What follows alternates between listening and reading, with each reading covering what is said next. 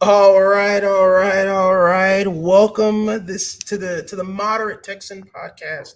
Everybody, I am Jay, the Moderate Texan. You know me. You've heard me now for 4 weeks, blasting in your ear, trying to bring you right back to the middle. But we have two people with me today. I know I was by myself last week, but I want to reintroduce the famous legend Money Matt. What's going Matt, how on, you doing? everybody? And of course, the man who is my teacher, my sensei, my professor in the art of the film Don't Lie. I have Jordan, aka Texans Thoughts. Jordan, how you doing today, man? Thank you so much for having me, Jay. Dude, I really appreciate it. I'm glad we're finally able to do this. I'm feeling a little under weather, but it's my flu game, guys.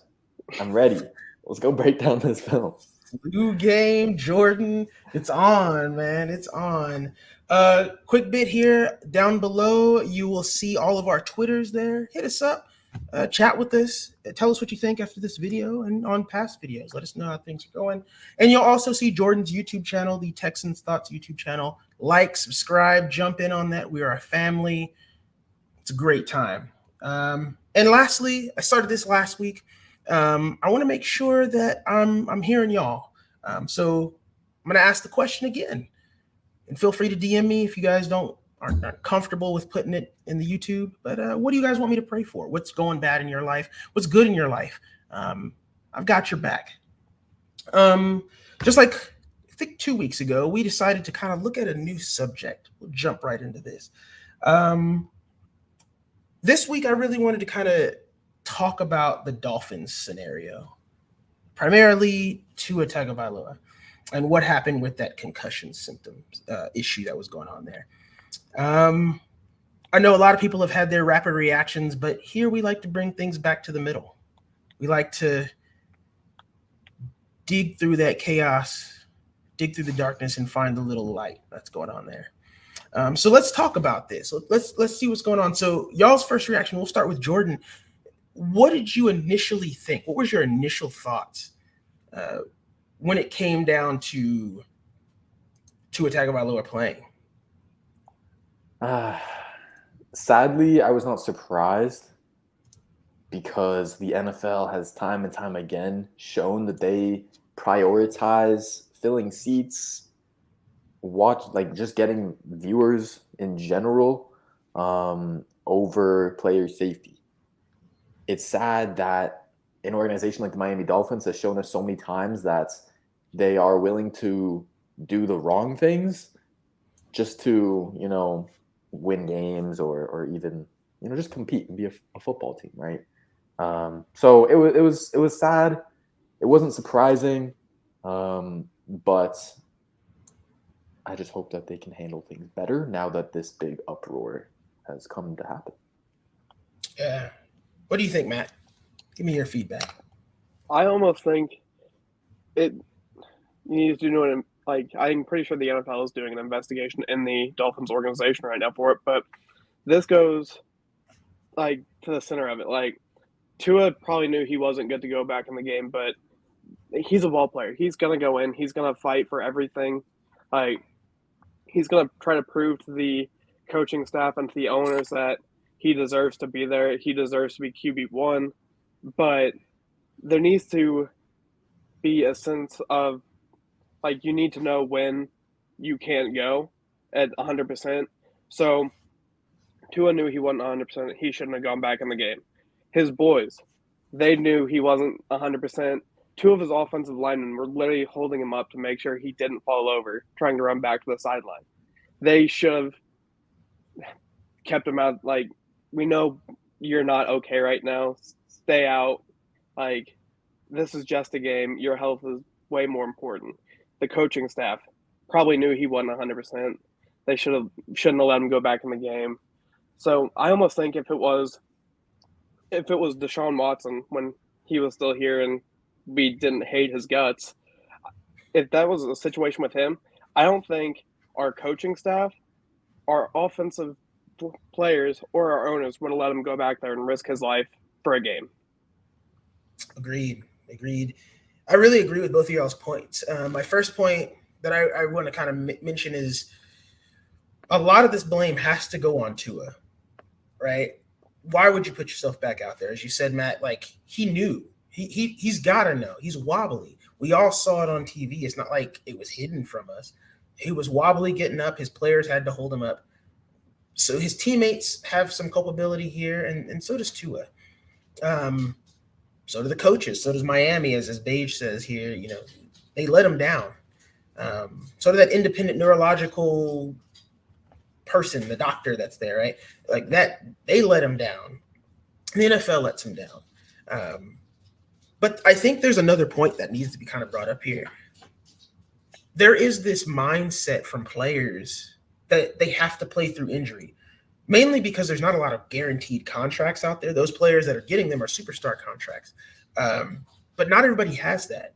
And I don't know if this is already there or not, but is there a concussion protocol contract that's out there that guarantees money if you're out due to a contract? Matt, what do you think on that? Like you was telling me, I don't think there's a concussion protocol or anything like that. I know there's the test you have to do, but like you was telling me, I think it needs to be a 5-day period to where you can test, and you keep testing until you eventually pass and you're fully cleared to get back to physical contact and all activity. Yeah, that's fair. That's fair. Yeah, we were talking about that, Jordan. I know you're kind of feeling under the weather. We were talking about this before. I mentioned that there should probably be a 5-day period between game time when they get hit and day one be the next day. And, you know, the 5th day being, so if Sunday they got hit and it was concussion, day 5 would be Friday, right? And that's when they get tested again. This way, there's no way a player can get hit, have a concussion Thursday, and then on Thursday play again. We don't want that, right? But what do you think of something like that, right? Maybe even going into 3 failed tests and you go to an IR. How do you feel about that? I think it's a good idea in theory, and I think it would definitely serve its purpose in terms of protecting players' safety, because 5 days is a long time. That's a long time in the NFL world, man. when weeks are 7 days and you only got 1 game a week, like 5 days is a long time. So from that perspective, as great as it is and as great as it sounds, thinking about it like realistically, I don't ever see the NFL really implementing it. They would have to catch a lot of flack. They would have to lose like a Tom Brady or something due to something like this to implement such drastic measures. So I love it. I like the idea. I just don't see it happening, unfortunately. Yeah. And I think, unfortunately, that's going to be, you know, fortunately, if it's going to take a big player for this to happen, and, you know, Tua is not a big enough player, that's unfortunate. And the NFL needs to kind of worry about players' safety, like they're saying, over numbers. But I think that's enough of that. It is Thursday. That means there's Thursday night football coming up on Amazon Prime. Shout out to Amazon Prime. Let's jump into some film breakdown.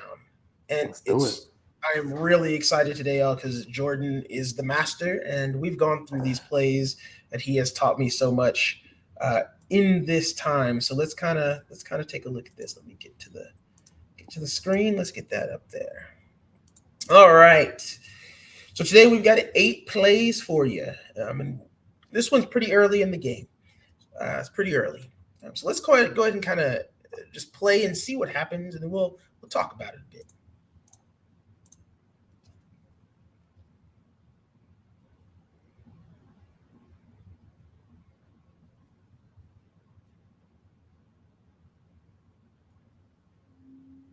All right. So, initial reaction. Start with Jordan this time.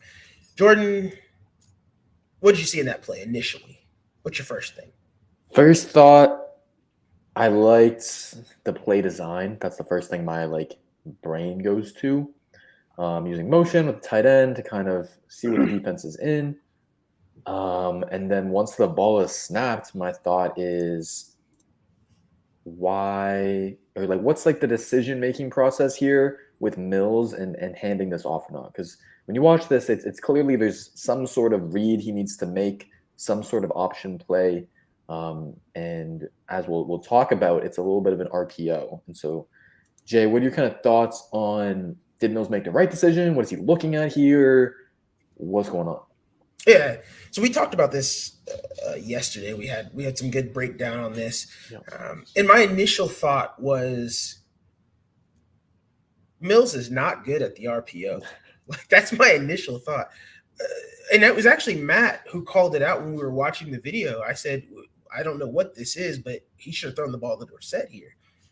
This is Philip Dorsett over here. You can see this is OJ Howard, and then we have Chris Moore up here. Oh, wait, that's not Chris Moore. That is Cooksey, I think. No, I think that is AJ. I think that is Chris Moore, and this is Nico down here.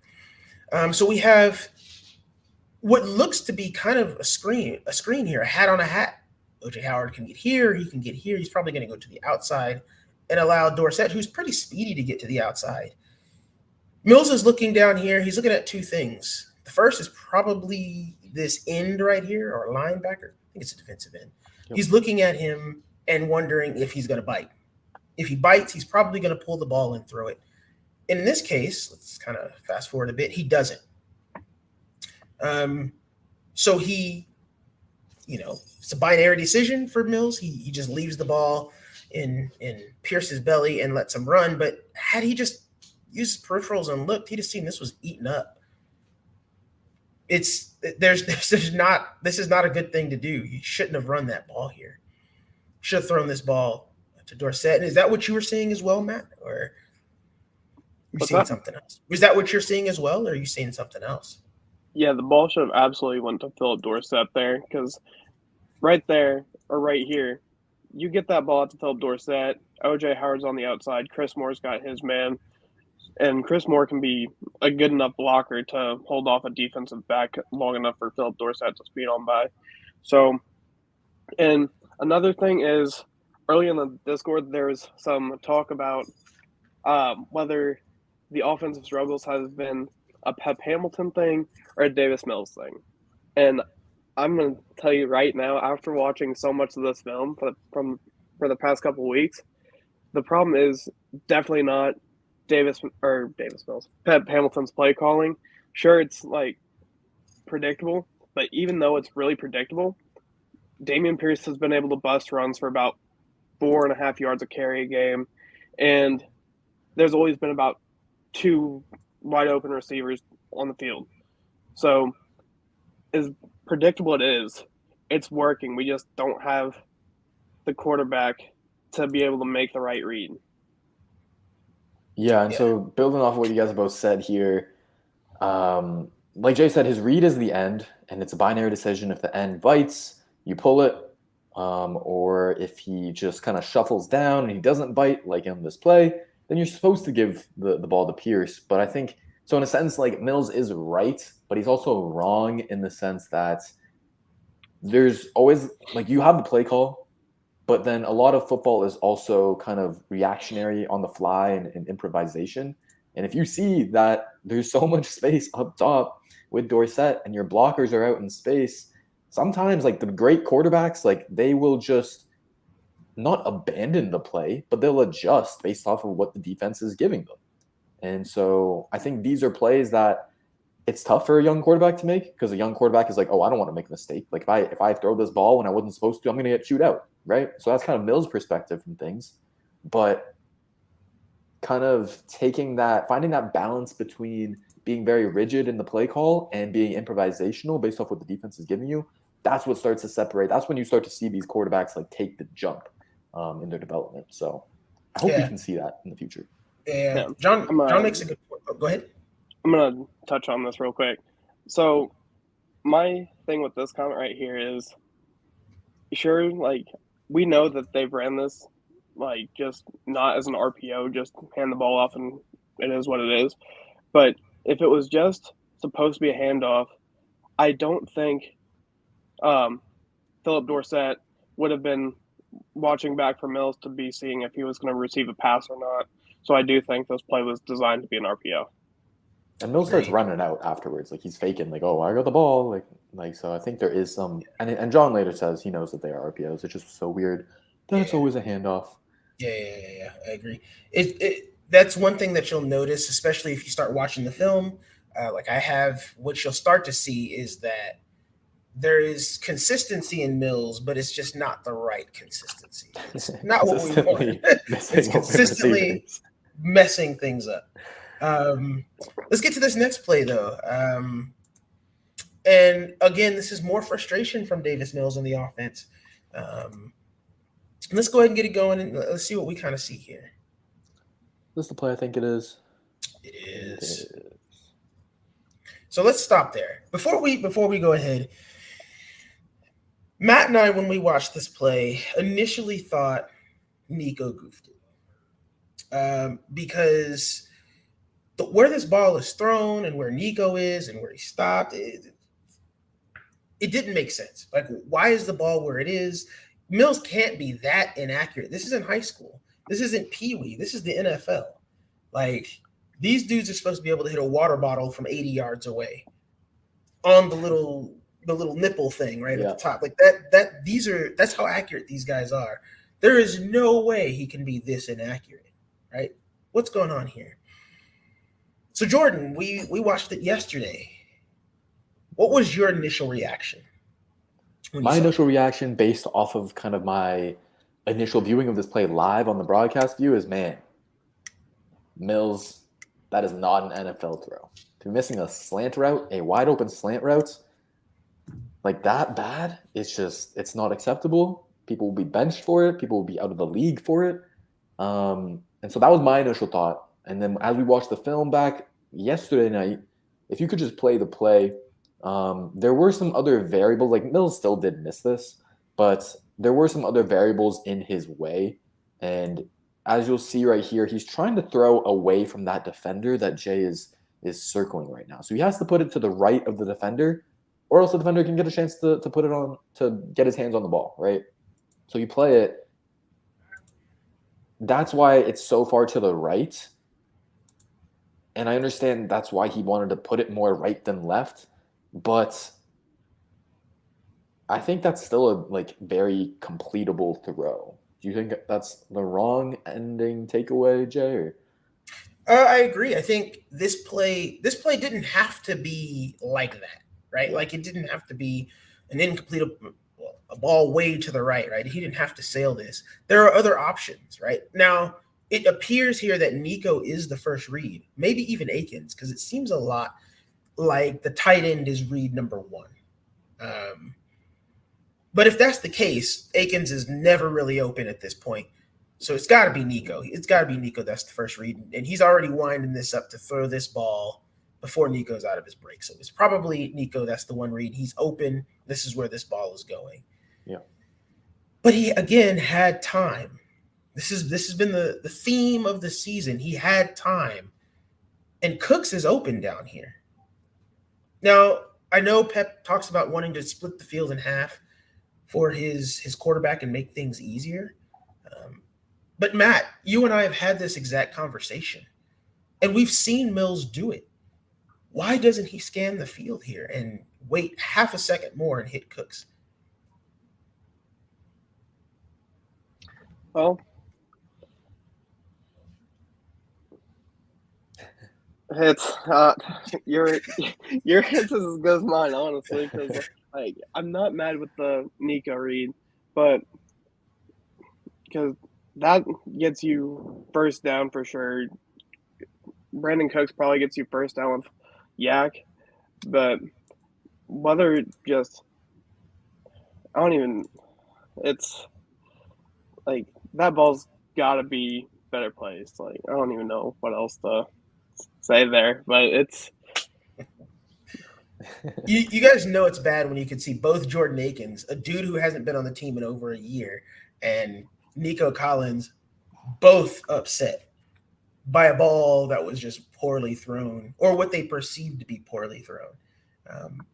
Again, this kind of goes back to that whole idea of what's wrong with the offense. Is this bad play calling? Is this just bad play by Mills? Again, this play, we could definitely say this is a good play call. Nico's open. Cooks is open. Akins is kind of open, but that's not what you want to go for there. There are players open. It's just bad execution. Yep. And so I think my major two takeaways from this play, number one, guys are open. And number two, Mills is not making, that read to his second or third progression a lot of time. A lot of time he's going to look at his first read. If it's there, he's going to sling it. And I think he's been inconsistent on hitting it. But if it's not there, then he gets a little bit jittery in the pocket. And so I think personally it's a bit of a confidence issue. I think everything right now with Mills it's mental errors. Like, we know he can hit a slant. Like, come on. Like, we've seen him last year take massive strides in the last few games. We know he can technically make every single throw on the field. It's not like he's incapable of hitting a slant. But it's just the inconsistencies it comes down to the mental game. How confident is he? And when he is, in rhythm and he's made a few completions, then he looks confident and he looks like a whole different quarterback when he's just slinging it and he's anticipating passes and anticipating for guys to get open. When he's not and he's hesitating and he's getting jittery in the pocket, he doesn't even look like he belongs in the NFL. So it's just about getting more confident consistently so that he can execute. Yeah. So let's get on to this next play. The last play was frustrating, but this one, ladies and gentlemen, this one was fantastic. It's probably the play of the game. It saves Mills' job. And it wasn't even anything he did. It wasn't even anything he did. You guys know what happened. You watched it. You screamed at the top of your lungs when it happened. You watched Dameon Pierce blow by everyone for 75 yards and a touchdown. His first 75-yard run put him over 100 yards. Immediately, it was insane. It was a great, great play. But as good as that play was, I really want to highlight something else. First, I'm going to start with Matt. Matt, what did you see in this play that was good? Incredible blocking. Troy Hairston there. O.J. Howard taking his man out. Incredible. Cooks is even hustling. Exactly. Cooks is hustling. Now, could J.C. Jackson have gotten him at the end there? I thought he was going to catch him. Watching it live, I thought he was.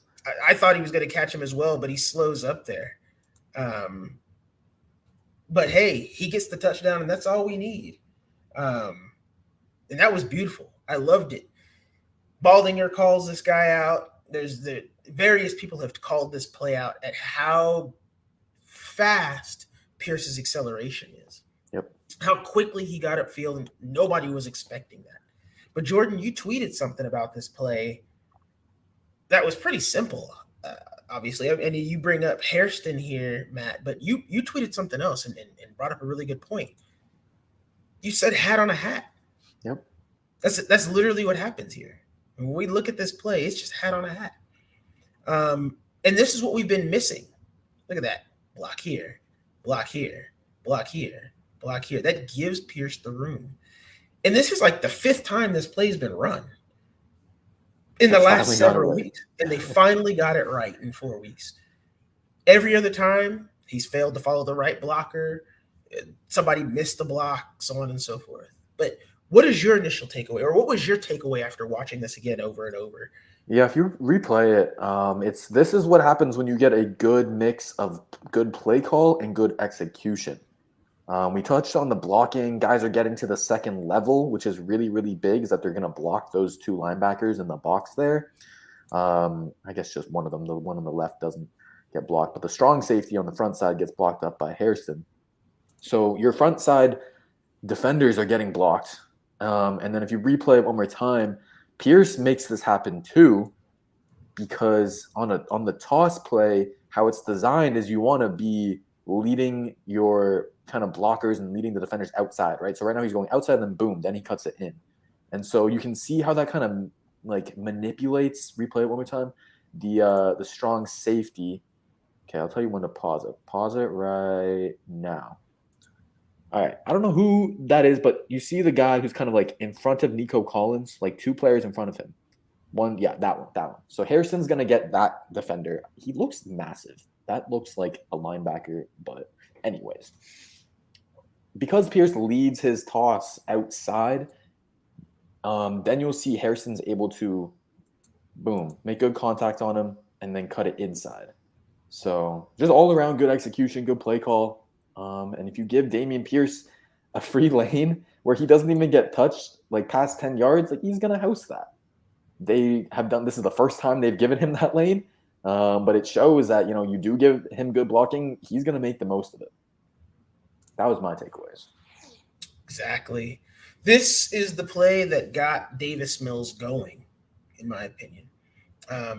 It brought some life to the offense. It settled him down. One thing I'll say about Davis Mills is that you mentioned this in the last play, Jordan, that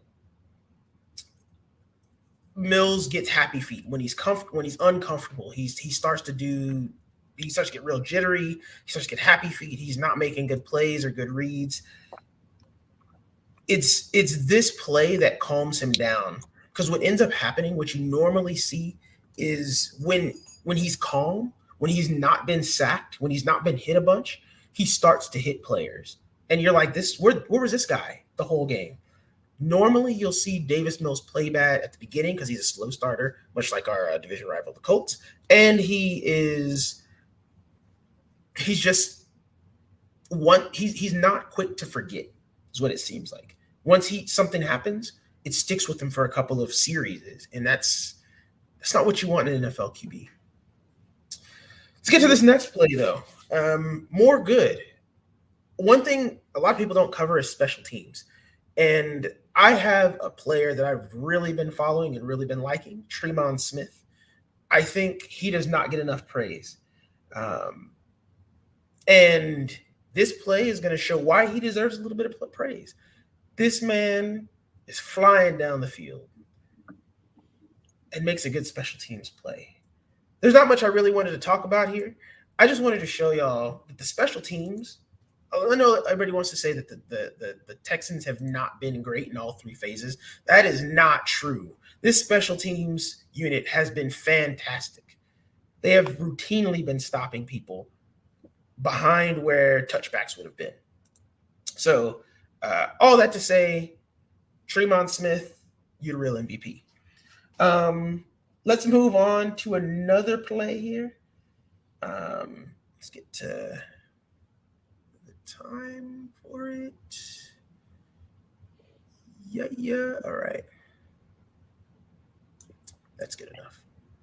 All right. This is another offensive play, and this one is more on the play calling here.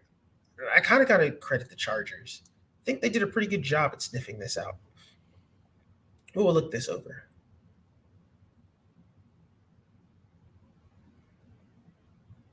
I haven't seen this play yet, but I hate screens where you don't give your ball carrier a blocker. Like, what is Cook supposed to do here? Yeah, this is no good. This is a terrible play call. Yeah. There was nothing good about this play, right? Because both receivers are doing the same thing. Nico takes a quick step. If he throws that ball, that's a pick. Like, I don't know what's going to happen here. I don't know why this was an idea or why this was an idea. I guess he's expecting Cooks to make a move and get upfield. Pep's offense is very much tailored around getting the ball to your playmakers in space and having them get yak. That's really what he wants to do. But Brandon Cooks is not the Brandon Cooks of old, and this is a great tackle by the cornerback. As Brandon Cooks catches the ball, the dude's in his breathing space. He's in his personal little bubble. So Brandon Cooks is not at the stage in his career right now where he's going to juke a guy that is already like a foot away from him when he catches the ball. So good play by the defense. Bad play call that just doesn't really give it asks your player to do a lot on his own, which is not what you want because it's a team game. Utilize all your players on the field. Don't just ask your best wide receiver, might not be your best wide receiver anymore, to do everything. Yeah. What did you see, Matt? Anything you wanted to add on to that? Nope, y'all pretty much hit the nail on the head. Like, I don't even, like, it's plays like this, honestly, that make people question Pep Hamilton's play calling. Yep. But it's tough. I think where we will probably end up finalizing, I guess, our takes on this is, and it's perfect for your podcast, getting us back to the middle. A lot of things are to blame. A lot of things. Play calling, execution. They're both at fault. And so it's not so binary. It's not so black and white that, all the mistakes are on the play calling. We fix the play calling. We're good. It's not, all the mistakes are on Mills. We fix Mills. We're good. It's both. I would lean, and we'll get into more of these plays that will help support my point, but I would lean it's more Mills than play calling. But yeah, that's what I got. Yeah. One last point on that I definitely want to make. This is not a normal thing, right? It's not normal that we're seeing bad play calls from Pep Hamilton. Yeah. They're pretty good most of the time, and most of the time somebody's open. Again, it goes back to execution. And I don't know if we have the talent to execute correctly right now, but it does go back to coaching a bit, right? If your players aren't executing, you got to coach them to execute correctly. And that's indicative of bad coaching from both Pep Hamilton and Lovie Smith. Frank Ross, man, can't say nothing about him. That special teams unit is balling out. Loving how they're playing. All right. Yeah. Going off of that, sorry, last thing I want to say, Jay, is I'm curious how the offense and if the offense adjusts after the bye week, because it's rare for you to see an offense kind of adjust after the first, or like within the first 4 weeks. Because, your coaches like spend all off season, spend really their entire lives building up a game plan that they are confident in. So, of course, they're not just going to like toss it aside after 4 weeks. Like they want to get a good sample size. And so our bye is week 5 or 6? 6, I think. It's the week after this Jags game. Yeah, that makes sense. So that's when I'll be seeing if there are major adjustments from Pep Hamilton. Yeah, definitely. All right, let's get to this next play. This one's on the defense. You can see Petrie here. Owens there, right? Desmond King. Let's kind of see what's going on here.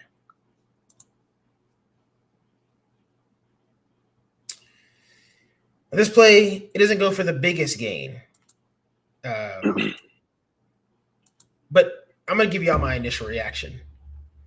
Come on, guys. Where is the tackling? Why does it take 4 players to bring a dude down who got hit in the backfield? And this is the theme that we're seeing. Bad tackling. Bad execution.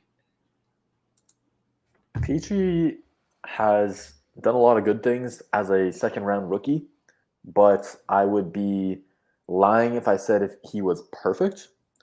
And his biggest issue, really his I want to say only main issue, is he ain't finishing tackles right now. He just throws his body at the running back here, does not wrap up, doesn't play with sound technique, and that's the result. He's on the ground while the running back is a few yards ahead of him. Yeah. So this one's on Petrie, in my opinion. He makes a great play to read it, to get into the backfield, and it should have been in TFL, but this is happening too many times now that he needs to start cleaning it up. I'm sure he will. Yeah. Any additional feedback that you got for this play, Matt? I completely agree. Like, I think with Lovie Smith's philosophy and wanting to force turnovers, the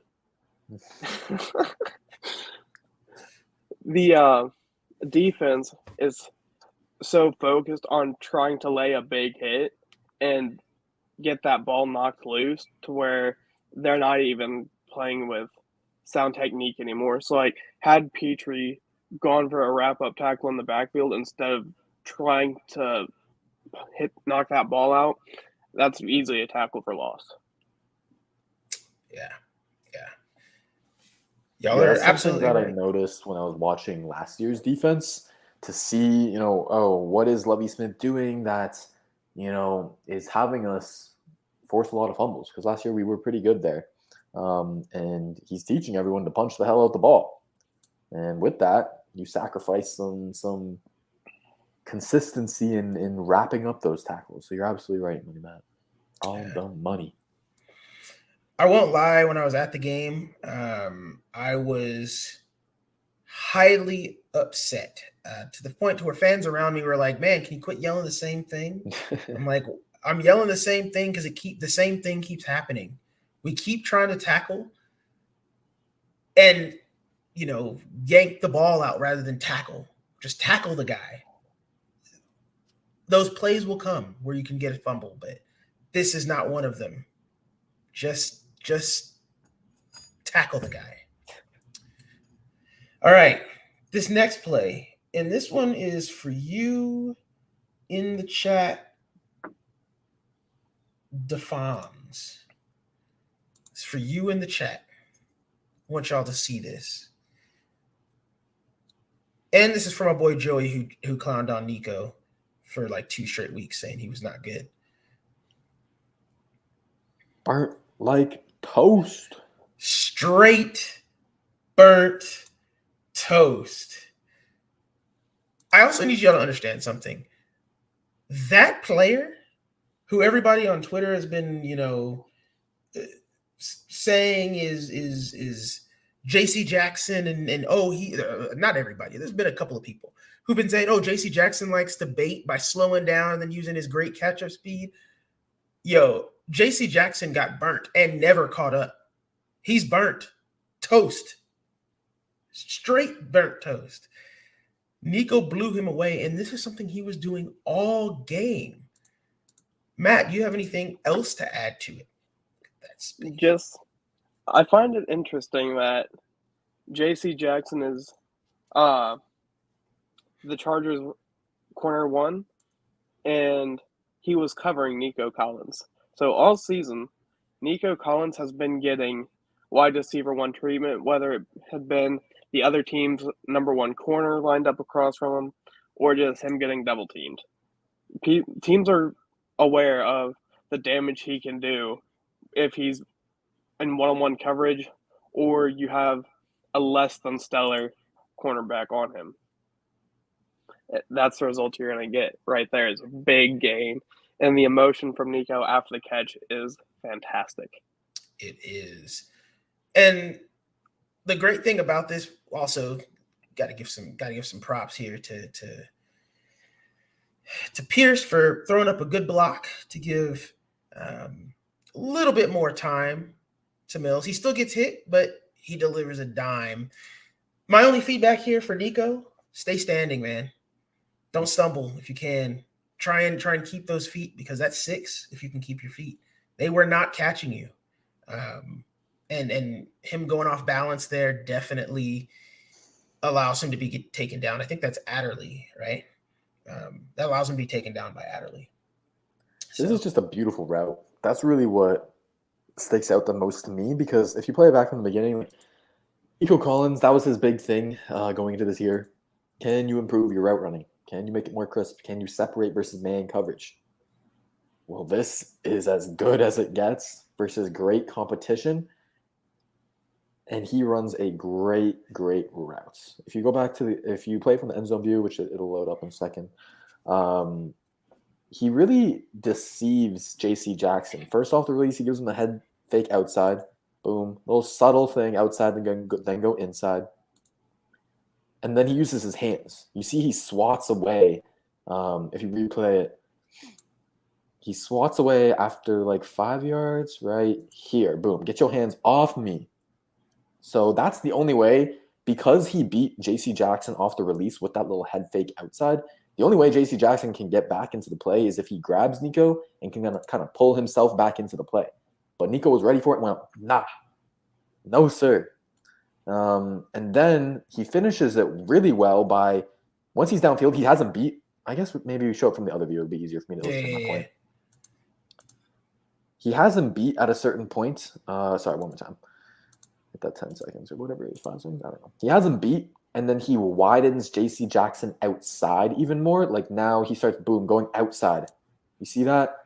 Because he starts, when he beats him, he's like inside the numbers, and then he runs outside the numbers to make sure there is no way J.C. Jackson can get back into this. That is just as good as it gets. Exactly. And another thing that I want to kind of point out here, this is the best throw. There is no if, ands, or buts about it. But also Cooks is open here, right? So again, we're here to bring you back to the middle. Let's dispel this rumor that wide receivers aren't getting open. Yep. They're open. It's just sometimes we're not hitting them. And on this play, they were hit. Nico and Cooks did their jobs, and Mills makes a great throw. And that's what we've been wanting to see from him. It's definitely what we've been wanting to see, because what ends up happening is we get to see Nico Collins celebrate like that, and that's what you want to see. Let's get to this last play here and end on a good note. Let me get to the right timeline real quick. All right. Let's take a look here. Look at that. Look at that. I need y'all to see this. So I'm gonna play this again one more time. We're just gonna look at this in silence and in reverence, because this is beautiful. Beautiful. Look at it. Matt, what you see here? What I see here is, after that big connection to Nico, Mills finally looks like he did down the stretch of last season. He looks like he trusts his linemen. He looks like he trusts his receivers to get where they need to be, and he delivers an absolute dot to Brandon Cooks. Exactly. He does. And it is similar, as Beige says here, it is kind of similar to that TD last year in the Browns game. It is similar to that we saw. I think it was in the second half of that game. And it's a great play. I don't see any better throws out there than this one. Yep. He's got the leverage. He's the first read. Zip it in there. And this is something we're not seeing consistently from Mills. We need to see this more consistently. Jordan, do you see anything else? If you go back, pause it before the snap. There's one thing I want to highlight before the snap, one thing I wanted to highlight after the snap. Play it a little bit more like right before they're about to hike it. I want to make sure I'm right on this. Okay, yeah, pause it. Perfect. So this is a good play call here, because the Chargers are in a middle of the field open defense. So I like to call that a MOFO, middle of field open, which essentially means there is no single high safety. There is no one in that middle. The two safeties are split out wider, and so there's a hole for Brandon Cooks to sneak in there and find the open space. So first of all, based off of the defensive coverage, good play call.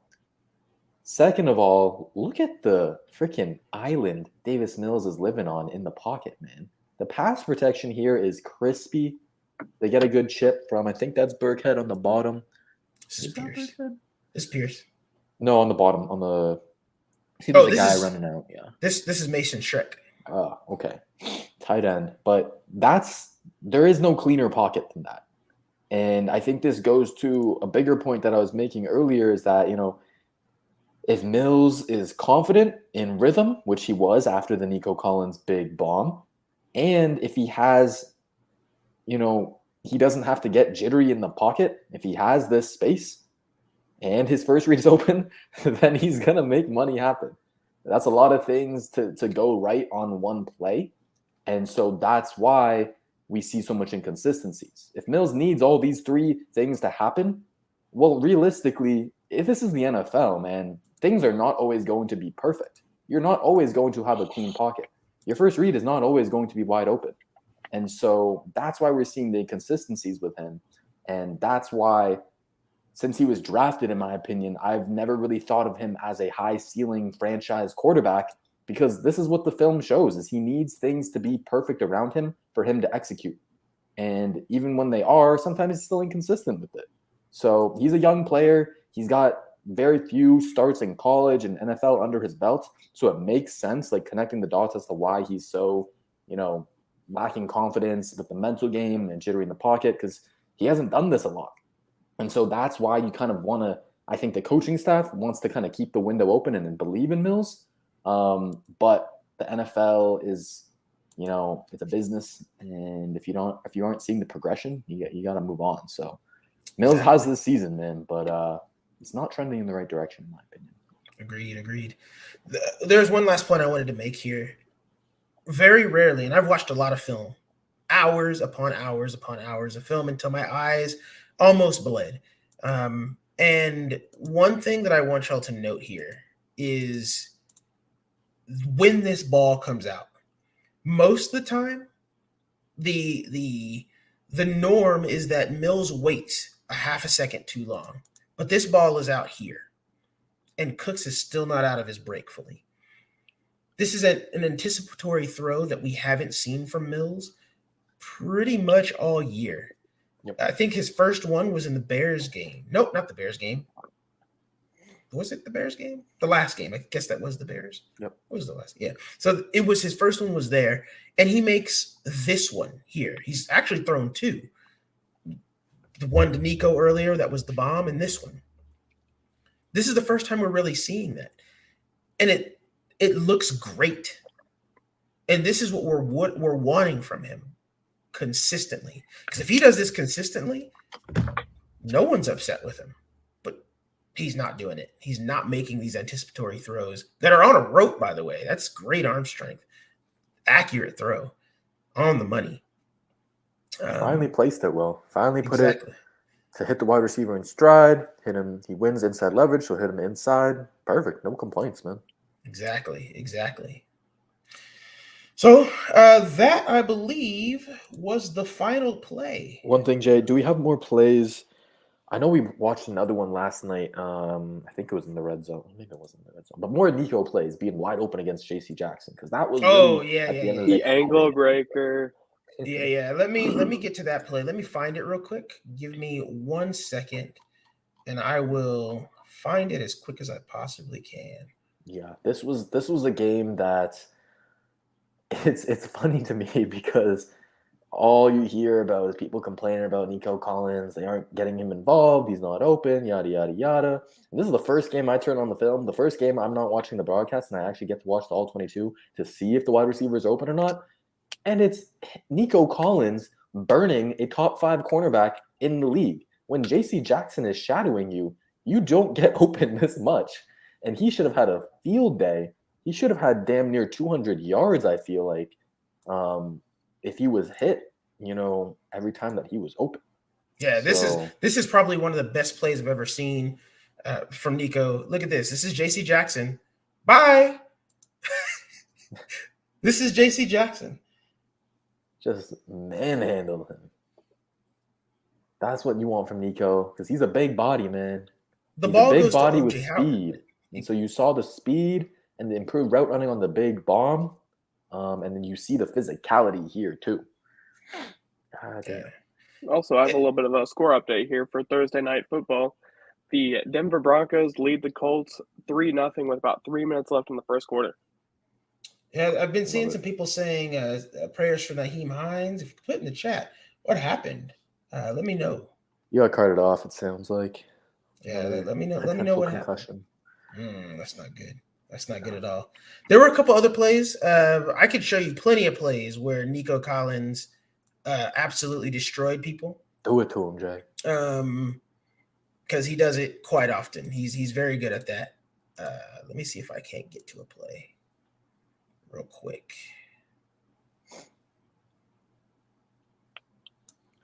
Fonz, I wouldn't say Nico is top 5 just because he hasn't, doesn't have the production to back that up. But I see where you're coming from in the fact that he's beaten the top 5 quarterback. So if he has good quarterback play, whoo. He's top 2 on the Texans, and let me tell you, he's not number 2. Oh, yeah. At not getting the ball, yeah, he's not number 2. Look at this. One I loved. Look at that. I need y'all to see this. This is Nico Collins. I wish I had, some Telestrator stuff. J.C. Jackson has to grab this man. Otherwise, he's beat. And he's beat anyway. That's as wide open as it gets when you're playing like man coverage with J.C. Jackson. Like, come on. This is the next play. I need y'all to understand. This is the exact next play. He was 10 yards separated before because he got thrown off because he was a little man.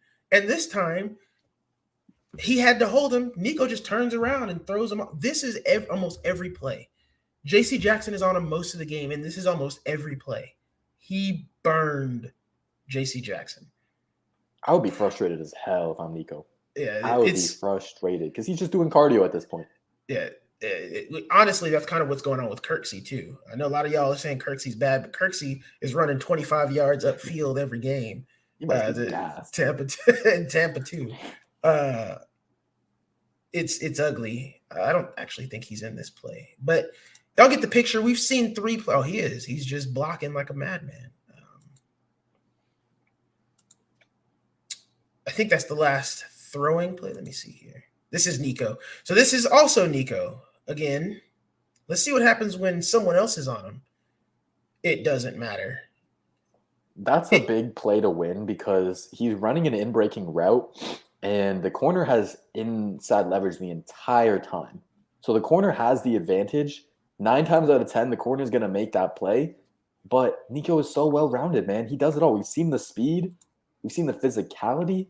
And now we see the hands in contested scenarios. There's not really a hole in his game right now. He's playing way too well. He's just, and this is just on offense. He's dominating every play. This is a sack, and that we shouldn't have taken, and that's terrible. But yeah, as Defon says, he's a stud. And I agree. I wholeheartly agree.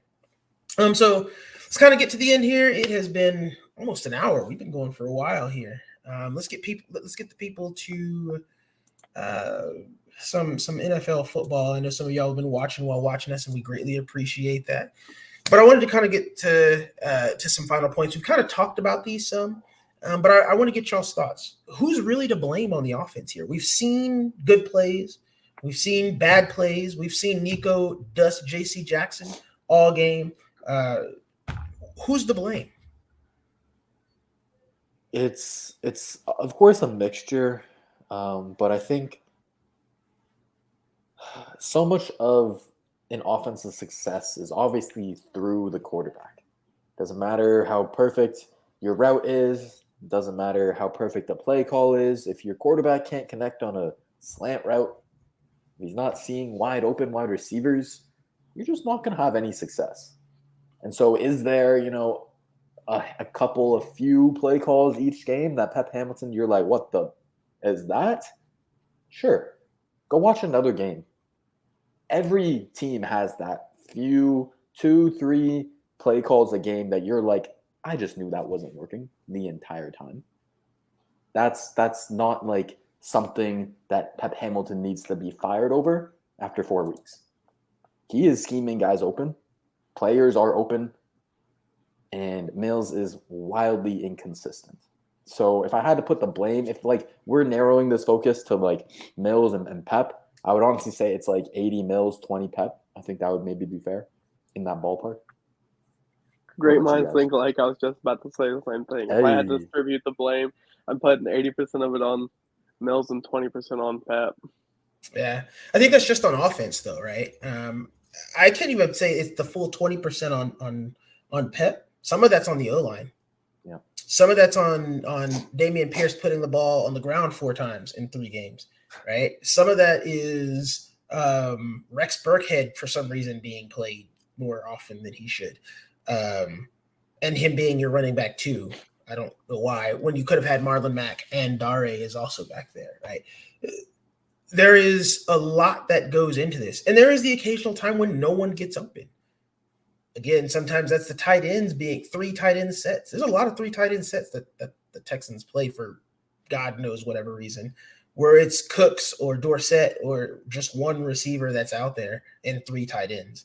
On the offense, I have to say it's probably 70%. I'm going to go a little lower. 70% Mills, 5% the line, 5% his receivers, and that includes everybody, not just the wide receivers.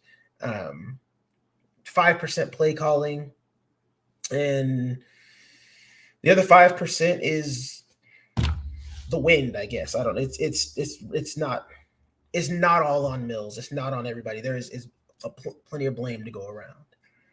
Let's get to the next point. Dameon Pierce. This man has gotten better and better each week.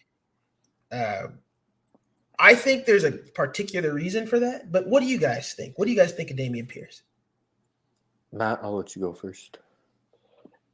Dameon Pierce is an absolute stud. He's going to need to work on his ball security, though, because as we know, he was a part of a running back tandem at Florida, so he wasn't used to getting the 20 to 25 carries a game, like what he's getting, how many times he's seeing action.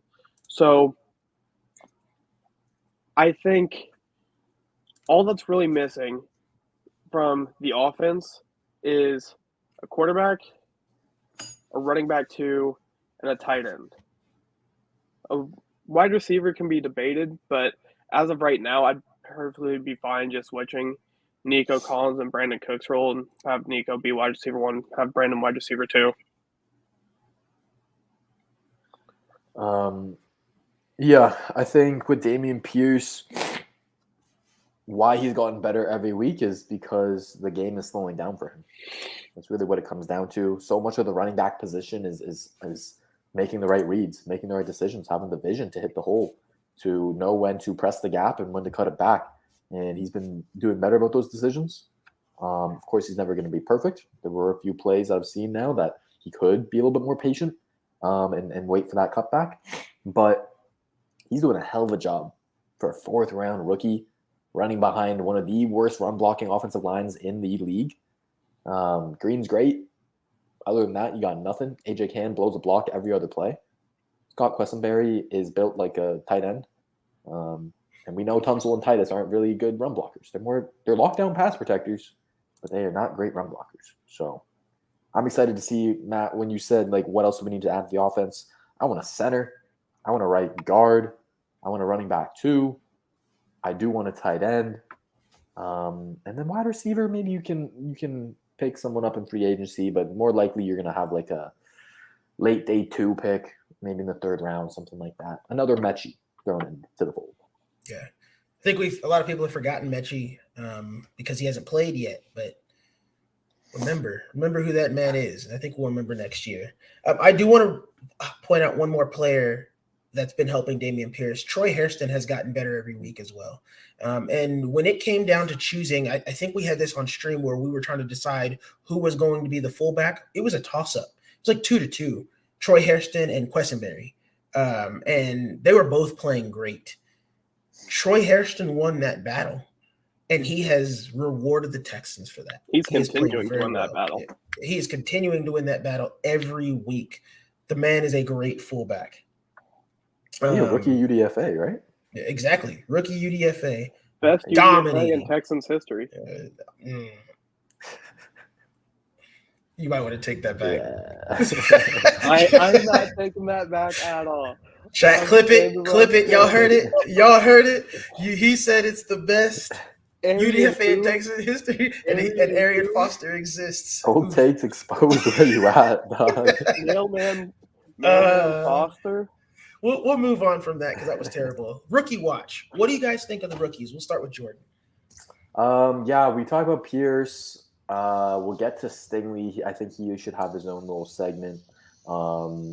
Petrie, I like what I'm seeing. It's when you contextualize everything in the big picture, grand scheme of things, like a second-round rookie doing what he's doing, you love to see it. Starting for a defense, like, you love to see it. He has one flaw. He's got to clean up the tackling, but that'll come with time. Other than that, Mechie is Mechie. Christian Harris is on the field. Who else am I missing? That's pretty much it, right? Tegan Quatoriano. Kenyon Green. I've liked what I see with him. He is a different breed of offensive lineman that we have not had in the past. He is already our best run blocker, in my opinion. He has a natural power that you just can't teach. And yes, he will maybe make a mistake once a game in pass pro, but that's kind of be to expected with a rookie offensive lineman, number one, and also number two, with a guy who has always been a high recruit, has always been the guy, has always physically dominated his competition, and so he hasn't had to necessarily develop that technique to a higher level that some other guys have. But hopefully that's where George Warhop can come in and refine that up. But for a rookie, he's doing damn good, man. Agreed. Matt, anything on the rookies that you want to add? I absolutely agree with what Jordan just said, but the only thing I'd have to add on isn't really an add-on, it's more of a comment. I just wish people would stop assigning like the zone coverage blames on Stingley and the yards allowed on that on Stingley, because it's obviously not on him, because Mike Williams had a crosser in that game. I don't even remember what quarter it was in, but I'm pretty sure all of those yards got pinned on Derek Stingley, who was covering a deep zone in zone coverage, and that's, but yeah. That's another thing though about Stingley is he's also getting better game by game. I'm liking the amount of zone reps and man reps. So once he gets zone put down pat, it's GG's. Like, It really is. And he's never really been a guy that's been asked to play a lot of zone coverage. At LSU, they just let him man up guys and then let him do his thing. But Lovey's a different coach than that. Lovey has his philosophy that's worked for him for years, and he's not going to abandon that, even though he might should. But I think this is a good segue to talking about Derek Stingley and Mike Will. You had a great observation, Jay, that you want to tell the people. Yeah. One thing that we saw when Stingley played Mike Williams, pretty close, a lot of passes had to be low and away or way outside or something. Because one thing that I was noticing, and I didn't show it in the film today, there was a lot of film. Obviously, this is the longest stream I've done, so I don't want to take up too much of y'all's time. But Stingley was routinely catching the breaks. Like, he was always on him. He was like a blanket. It was bad. It was not bad for us. It was bad for Mike Williams because he was always blanketing. The only times he wasn't is when we were in zone. There was actually a throw. It was shortly before the play that Matt's talking about, where it was a crosser and they were in zone, where I think this was in the first half. Mike Williams runs forward for about 8 yards and has a comeback. Stingley stops on a dime. He's less than a yard from him. And the ball has to be thrown 2 to 3 yards short. And Mike Williams has to make a diving play backwards for the ball, which, of course, makes them lose yardage. If he doesn't throw that ball there, if Herbert doesn't make that throw like he does, Stingley has a chance for a PBU or even possibly a pick because he was there like that. And that's the beauty of what we're seeing from him. But we're also seeing that for the last 3 games, he's played 3 big wide receivers. And that's kind of it's kind of his weakness.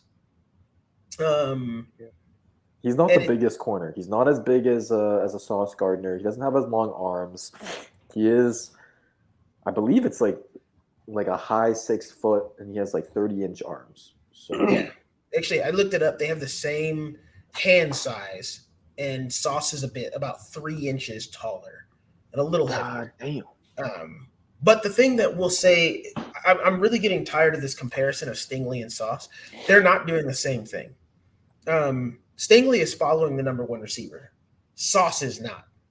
That's evident. He is not following the number 1 receiver. He's kind of playing everybody at every time, at every different plays. That it's a big difference. We can't compare apples to oranges here. I think Stingley is going to grow. He's making rookie mistakes, and that's fine. But I think the comparison between Stingley and Sauce is not fair. Yeah. And Stingley's matched up in hell week in, week out. Sauce is over in New York guarding the other team's equipment manager. I wouldn't say that. We can't take. I want to say this: we can't take away from Sauce. He guarded Jamar Chase, and there was only, I think, one play where Chase makes the catch, but he wasn't on Jamar Chase all game, and that's what we're not seeing. We're not seeing that true comparison Because in that game, Stingley would have been on him all game, and that's the difference. Let's get to this last point. And somebody made an excellent point. I think it's Stefan's here. Run defense problems.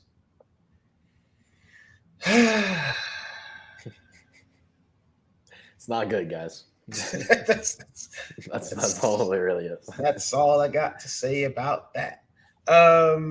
Matt, what do you think with the run D? I hope the Browns lose a couple more games, and hopefully we can get Jalen Carter to help with that a little bit. Oh, man, I want one of those defensive linemen so badly. I want Will Anderson so badly. I just want the world where we get Bryce Young and Will Anderson, man. But that's too much time. So I'm getting greedy now, man. No. Can we also get 202 with that too? I love 202, man. Like, just draft Bama, bro. Yeah, just all of Bama and OSU and be done. That's it. Let's not forget about my Georgia boys. It's okay. Next stream. It's okay. No, I stream later. I do think. I don't think Christian Harris is going to do too much to help our run defense immediately. Yep. I think he'll be decent in helping. He's fast. He's lanky, but he's a little undersized. He's going to get blown up a lot. Kind of like what we're seeing with Wallow. Wallow's great. He's good, but he does get blown up a decent amount. He's been making some good plays, though. I think in game right now, if we're playing with this team, I would like to see Wallow and Harris kind of take over with Kirksey maybe in there. I think KGH is playing too hard, and he's making too many mistakes.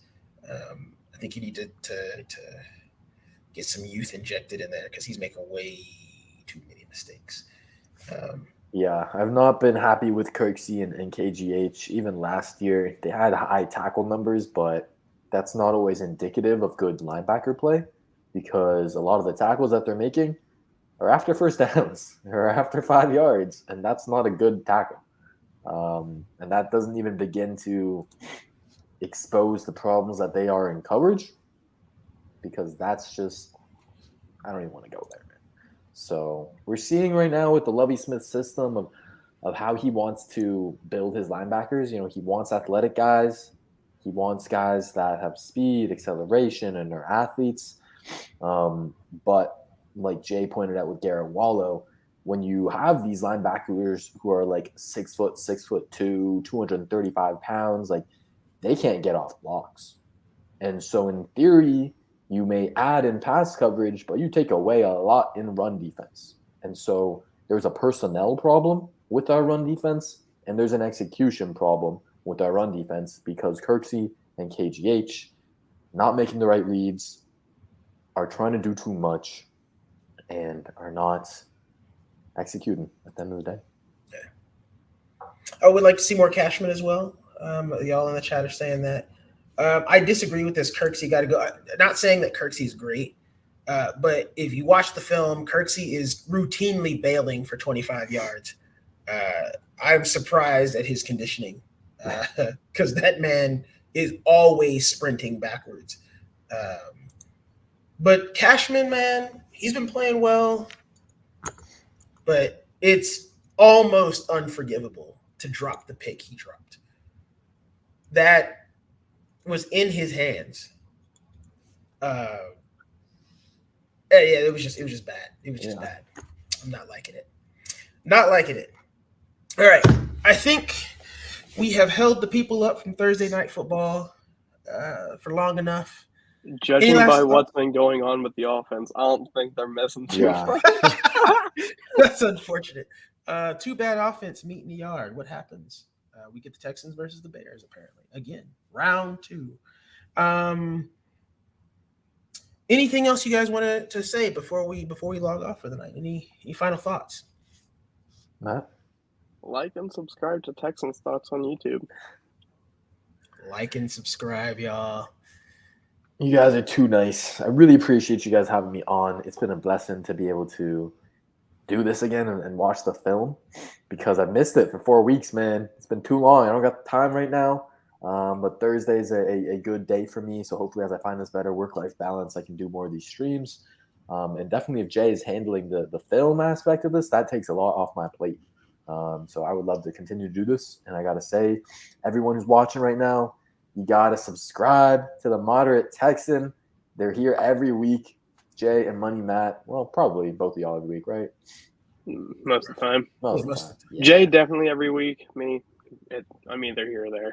Yeah, exactly. And there's not many people. There's really no one else doing this in the Texans world. There's no one breaking down the film live for you guys, taking in your guys' comments and feedback and adjusting to that. So props to you two for doing this. I'm glad someone is doing it when I have not been able to. And I just wish you guys all the best, man. We thank you for what you've taught us, because we would not be here without the Film Don't Lie community. Jordan has really taught us a lot. So like Matt said, go subscribe. It's down in the description to subscribe to Texans Thoughts. Subscribe, just do it. He's earned it. Hopefully today y'all got a little bit of insight, saw what I saw. We kind of peered through the darkness, looked at the chaos, saw a little bit of light. Hopefully we brought you right back to the middle. This has been Jay, the Moderate Texan. That's Money Matt. That's Jordan, a.k.a. your Texans Thoughts. Let's go watch some Thursday Night Football on Amazon Prime, y'all. We out. Peace.